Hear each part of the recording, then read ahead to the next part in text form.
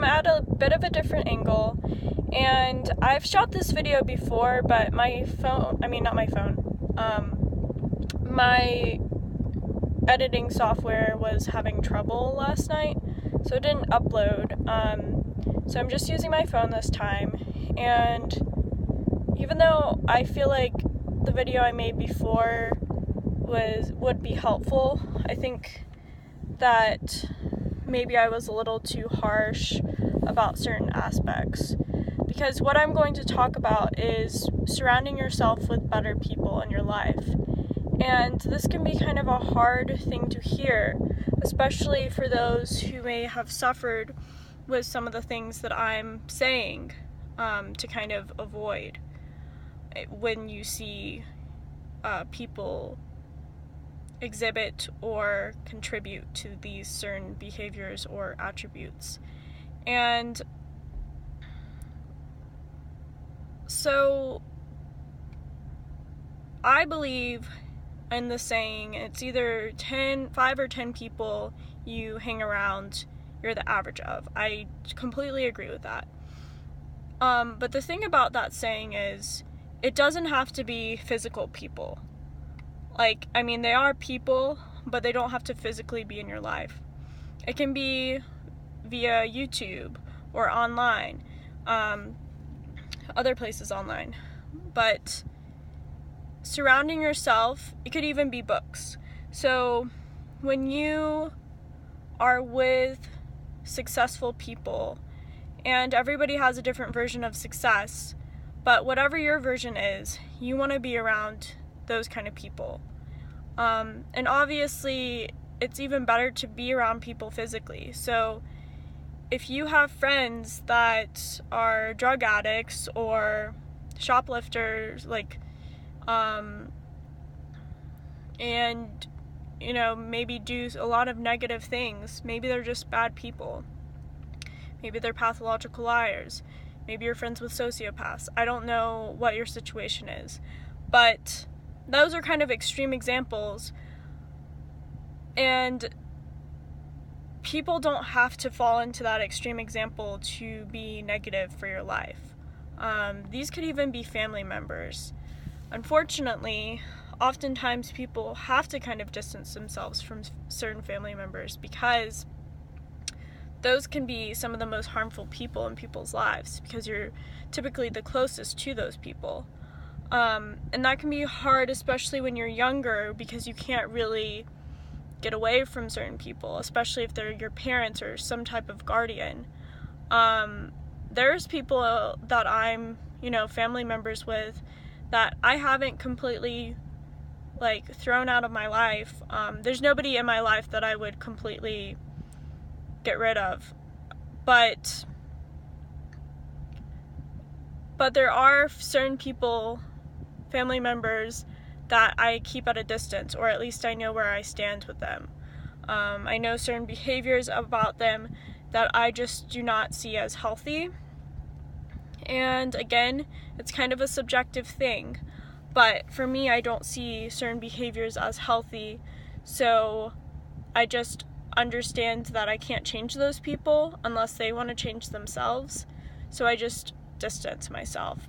And that applies to anybody. If there's someone in your life that is bringing you down into a negative state or a depressive state, and it could be a number of things. It doesn't even have to be a super obvious thing. Oftentimes, some of the worst people are the people that have a smile on their face, but they're stabbing you in the back. Those are some of the people that you don't expect to have such a negative impact on your life.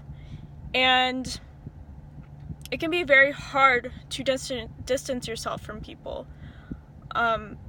especially if you have a deep relationship with them. But if you continue to be around people that are negative, who are actually trying to bring you down, there's certain people in your life that are probably jealous of you, or they want certain things in their life. So instead of improving their lives or, seeking help, they decide to bring other people down. And maybe you're even the main target in that situation. And I think people that have a lot of empathy for other people tend to be targeted more than others. Not saying that people that don't have as much empathy aren't targeted. Sorry. You guys all know that I can't speak. But, targeted? Yes, that's the word. But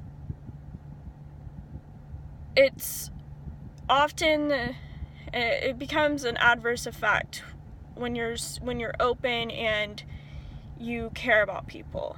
But that being said, just because you may be empathetic, just because you may have an open heart, or you easily trust people, there's a certain point where you need to realize that if you continue down that road, you're gonna end up in a situation where you are miserable. And you may even turn into that person that you do not like or want to be like. You may, if you're hanging around negative people, take my shingles, for those of you that didn't know, and I've mentioned this a few times on my channel, I had shingles in March. That was a manifestation of stress, intense stress on my part internally. And that's what typically brings up shingles. And that just goes to show how big of a difference your mindset can make. And who's to say I may have gotten shingles later on for a different reason. But for me to get shingles at 24 and have such an extreme case on my face, to the point that I almost went blind, just shows you the power of thought. That was a negative thought that was in my mind, a very stressful negative thought that manifested itself into shingles. And obviously I had it was dormant in my nerves, the chickenpox virus, so that's not obviously the effect everybody has with stress. But if you use that example as those people that are negative in your life, particularly the thoughts that you begin to have when you're around them, you have certain feelings, you may even get ulcers, you may even gain weight or lose weight by having this constant stress of this negativity in your life, this dark cloud over you. And it's not depression, you may have depression, but this negative person is over you and making you feel or act a certain way. And the thing is, you can't blame that person on how you respond to them. So you have to take responsibility for your actions and the way you respond to that. You can either respond negatively and fight back with them, or be a pushover and continue to have this person negatively impact your life, or you can decide to end the relationship gracefully, and it may take time. You may have to slowly wean yourself off that person. But when you take responsibility that at the end of the day, and I'm not saying that it was your fault that someone treats you in a negative way, or that someone is maybe a bad person, that's not your fault. You can't control other people. But you have to take responsibility of how you respond to those situations. And this goes for anything. But going back to the negative people, when I was in Seattle, this is another example. I had my two really good friends, Ife and Anna, stay with me. You've seen Anna on my channel. And they were visiting from Georgia. And I had planned this party at one of my friends at the time's apartment. And I kind of noticed certain things about these friendships, and I'm going to use quotation marks, because a lot of the people that I was friends with, I don't think I was actually friends with. It just kind of turned into this big clique.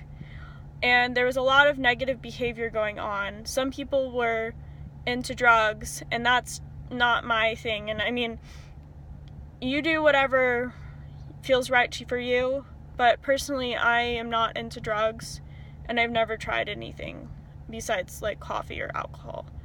And even at that, there's moderation that's involved. And I also realized that these people were not all of them, but there was a large plurality of them that would try to influence people to try certain drugs or drink until they're blackout drunk or do certain things that were not healthy by any means. And I really wasn't paying attention to that. I was, but I wasn't. And when Ife and Anna came, and they came to that party and they saw that behavior for themselves, they were very shocked that I was friends with those people, because the people that I'm friends with in Georgia and elsewhere are not like that. And I'm not saying that everybody makes mistakes. A lot of different people have tried certain things, or maybe, different things like that. But at the end of the day, regardless of what their individual lifestyles are, they do not try to peer pressure other people into doing something that would be very harmful for them. And realizing that, and also realizing the cliquish kind of negative behavior, because they did ostracize certain people. And that was the biggest thing for me, the ostracization. And I don't even know if that's a word, but if it isn't, I just made a new word. And so I just had to kind of cut those people out. And that sounds really harsh. I think I saw the people that I'm kind of more referring to once again. And it was very much in passing. But another person that was there, or two people that were there that also kind of were wondering why I was, friends with these people that I invited, were my friend Reggie and my friend Kayla. Especially Reggie. He was one of my best friends in Seattle, and I still consider him a really good friend, and he was just he is such a positive person and such an ambitious person that after that kind of situation, I just didn't even hang out with other people besides my friend Rebecca. I just hung out with Reggie and my friend Rebecca, and that was it. I didn't, I had my little where I would hang out with other people sometimes, but it wasn't those people again. And the reason being is I realized that they were kind of stagnant amongst their other behaviors. And I'm not saying they're horrible people. I'm not saying that they're evil people or bad people. But I didn't want to be like that. And thus far, I had not, given in to peer pressure. But I had seen many people that maybe did not do certain things before give in to things. And it can be very hard, especially in a situation like mine, where I was very much trying to make friends in Seattle. So every friend kind of counted to me at the time. But then when I realized that I'd rather have just one or two friends than be around people that could potentially have a very adverse and negative effect on my life. And obviously everybody's situation is different, and maybe you guys wouldn't even think that's a negative thing. But I certainly want different things in life, and it doesn't make it better or worse necessarily, but I know what I want. I know, obviously you're never gonna know, unless you really get to know someone, how someone really is. So I'm not saying just swear off people in general, but you have to be cautious in a certain way and realize where you stand, and realize, again, you need to take responsibility for yourself, and you also need to realize the things that you want in life. And if those people that are negative, or people that you find to not be serving you, find a way out of that. And there's many different ways out, but I hope you have a good day, because someone is coming up to their car and I look like a crazy person. But I know that this was kind of maybe not the, I try not to sugarcoat this video. I hope it's helpful, and I hope that if you are in these negative situations, that you find people to be around. And again, you don't have to be around physical people. I would suggest that it is a very positive thing, because I do think people need in-person human connection. But if you don't have that right now, hang around Tony Robbins or Casey Neistat or Gary Vaynerchuk or the icons, Mimi and Alex Icon. Those are the people, at least for me, that have really helped me, even though I'm not physically with them. They have acted as my mentors, or my, I don't want to say friends because I don't know them, but they have been a positive influence on me. And maybe you guys think this is weird, but yeah, so have an awesome day, and I will see you in my next video. Bye.